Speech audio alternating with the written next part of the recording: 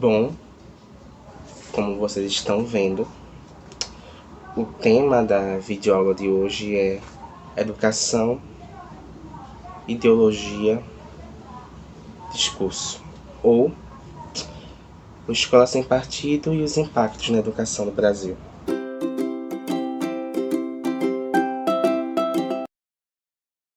Para a gente começar a discussão, a gente vai percorrer um pouco a questão do termo ideologia.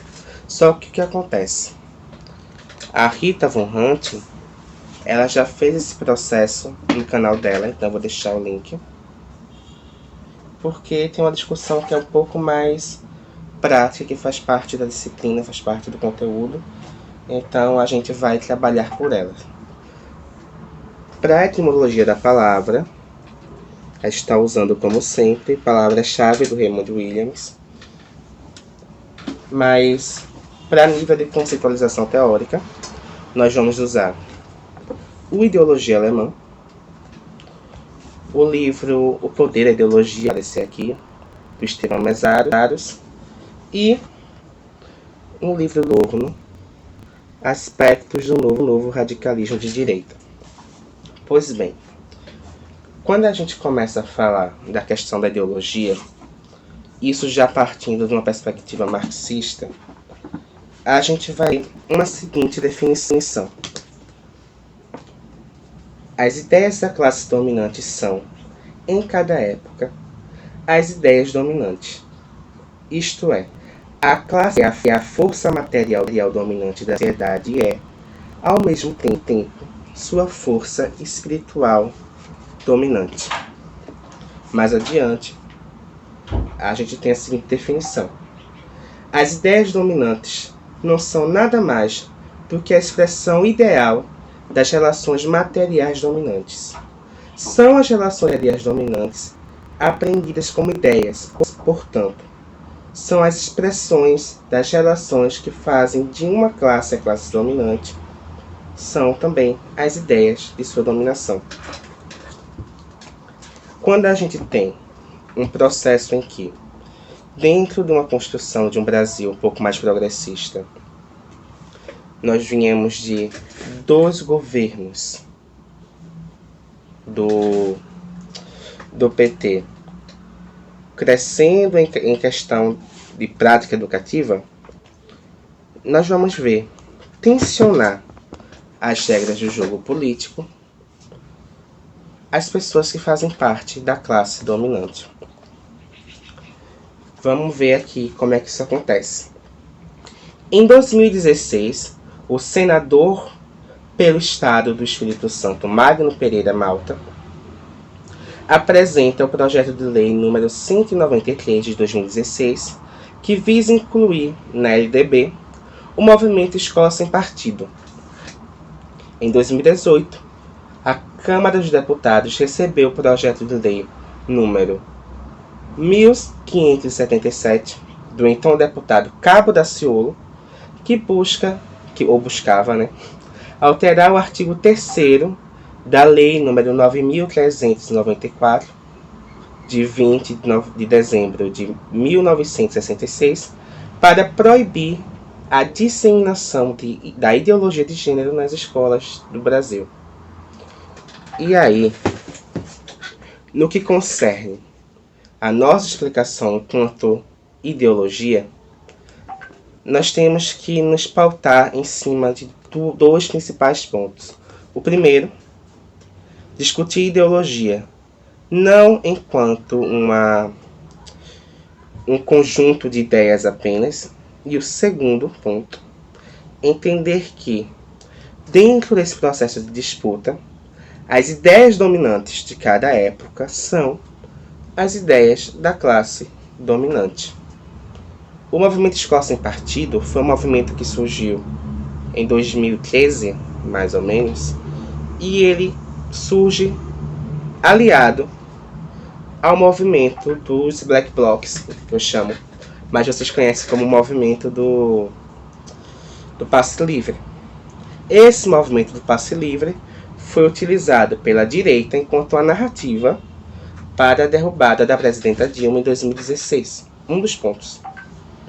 desarticular a paz do país, desarticular as estruturas e fazer com que um movimento que surge enquanto movimento estudantil seja categorizado e vilipendiado por uma série de pautas que são da classe dominante. O Marx vai dizer, e o Mesaros vai aprofundar, que a ideologia ela é a produção de uma falsa consciência. Por exemplo, quando a gente fala que existe uma ideologia de gênero, nós estamos falando, eles estão falando, que eu não estou, inclusive até discordo, enfim, eles estão falando que existe uma prática que informa um projeto. Só que eles se esquecem que, para que essa prática ela seja recorrente na sociedade, a força material dominante precisa ser, essencialmente, a força do que hoje nós chamamos de minorias. E não é. Já existe uma ideologia de gênero sendo imposta, que é a ideologia que faz parte do arcabouço teórico da classe dominante, que é a família patriarcal e a sua estrutura burguesa.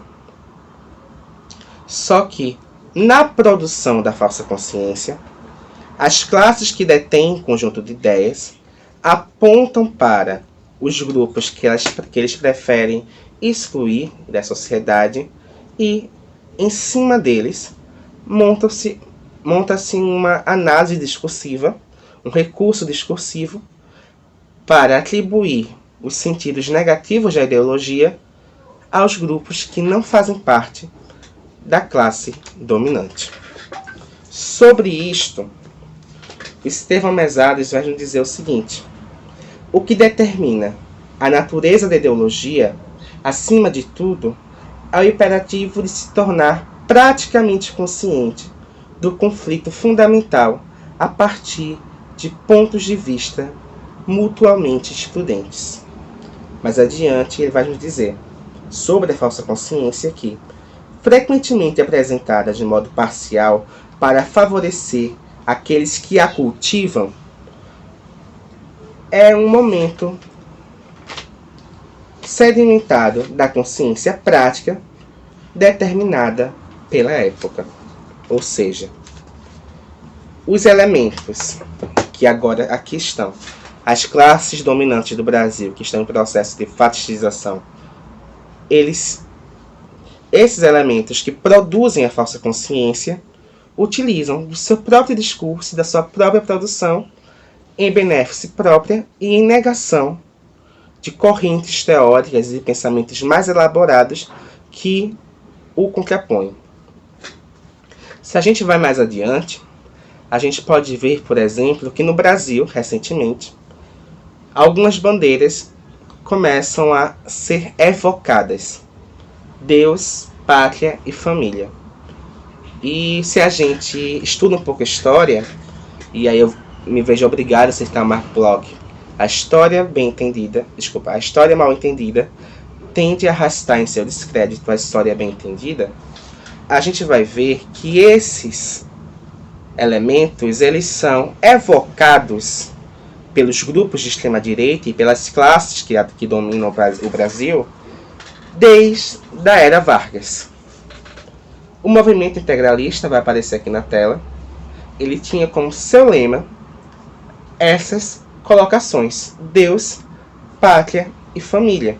E foi um movimento que estava articulado com os movimentos fascistas e nazistas da Segunda Guerra Mundial. Posteriormente, já no pós-guerra, com a dominação dos Estados Unidos na economia e na vida social dos povos que estão aqui na América Latina, em específico no Brasil, vai surgir no horizonte uma marcha pela família, com Deus, pela liberdade. E esse processo neofascista de distorção dos valores liberais, que já não são lá valores, mas enfim, e galgando a uma prática totalitária e arbitrária, fazem com que, dentro do seio populista, dentro da alma do brasileiro, que ainda é extremamente religiosa e patriarcal, embora a gente não se perceba assim, esses elementos eles sejam incluídos em uma lógica narrativa que façam com que os seus processos de criminalização sejam mutuamente perdoados. Por exemplo, quando a gente vai analisar o que acontece no Brasil durante a pandemia e os movimentos anteriores a isso, a gente vai ver um presidente da República, dá pra chamar assim?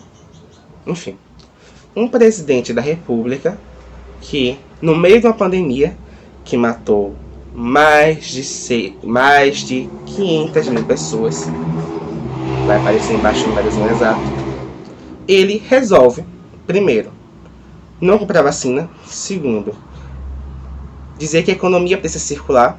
Terceiro, ele resolve ir contra as determinações da OMS. Quarto, ele resolve criar uma motociata que ele já copiou e colou do Mussolini para fazer com que seus apoiadores aglomerem e comecem um processo de campanha política antes do tempo. Quanto aos efeitos nocivos da ideologia bolsonarista no Brasil, nós temos o Adorno, que não estava falando de Brasil, mas parece que ele deu uma passada por aqui. E aí, o que é que a gente vai entender dessa discussão do Adorno?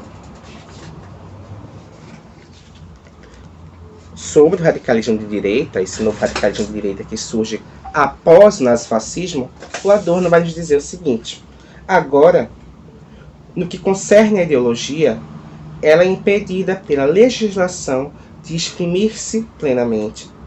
Pode-se dizer que todas as expressões ideológicas do radicalismo de direita são caracterizadas por um conflito permanente entre o não poder dizer e aquilo que, como disse um ditador recentemente, deve fazer a audiência ferver. E posso tranquilizá-los, isso não faz a audiência ferver. Ora, esse conflito não é somente externo, mas é a coerção à adequação às regras do jogo democrático. Significa também uma certa alteração nos modos de comportamento. E nessa medida, há aí também um momento, como posso dizer, um momento de fragilidade que esses movimentos têm no estágio de seu retorno. Desaparece o que é abertamente antidemocrático e, pelo contrário, evocam sempre a verdadeira democracia e acusam os outros de antidemocráticos. É nas concessões às regras do jogo democrático que há uma contradição. O elemento demagógico não pode mais se desdobrar de modo tão desinibido. Lembro, por exemplo, do problema da democracia interna ao partido que na Alemanha é garantido pela Constituição.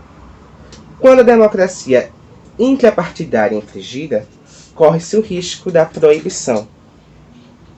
Mas se ela é mantida, então essa forma política é fundamentalmente inconciliável com aquilo que se define ali. Também esse é o momento que deve ser observado pela reação.